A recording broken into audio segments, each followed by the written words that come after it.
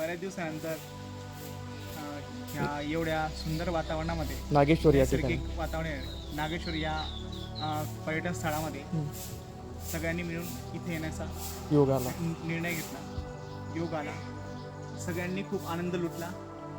खूप छान वाटतंय एवढे नैसर्गिक वातावरण. लहानपणी जेव्हा होतो तेव्हा मी अशाच माझ्या गावाकडे अशा वातावरणामध्ये मला सवय होती. उनबदेवला उनबदेवला हो. उनबदेव असो किंवा बरेच गोष्टी असो उनबदेवच्या जंगल वातावरणामध्ये तसा जो अनुभव आहे लहानपणाचा तो बऱ्याच दिवसानंतर आला.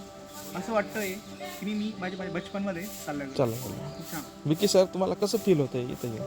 मला एकच फील होत आहे सर, जर मी रिटायर्ड झालो कुठे ना कुठे इथे येऊन बसून जाईल, बस रमून जाईल या वातावरणातून. क्या बात आहे, खूप अच्छा. गवडी सर, तुम्हाला कसं वाटतंय इथं?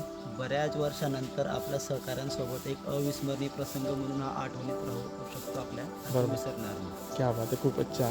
घनश्याम सर, कसं वाटतं तुम्हाला? माझी रोजची धावपळ इतरांपेक्षा खूप जास्त आहे. हम्म, हम्म.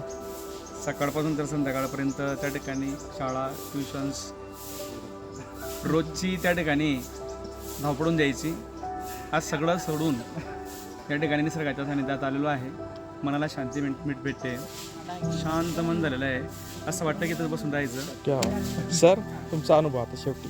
भगवान भोलेनाथाच्या संपर्कामध्ये खरोखर माणूस विचारशून्य होतो. आणि तिथे जेव्हा बसलो मी तेव्हा असं वाटत होतं त्या जागेमध्ये, त्या जागेचे पवित्र व्हायब्रेशनच्या संपर्कात जेव्हा आलो तेव्हा असं वाटलं की इथून कुठेच जायचं नाही, खूपच छान. इथे तर मितेश्वर या ठिकाणी आम्ही आलो होतो आणि सर्व मित्रमंडळी या ठिकाणी आनंद घेतो बसले. आता आम्ही प्रस्थान करतो आता पुढच्या ठिकाणी. चला आता.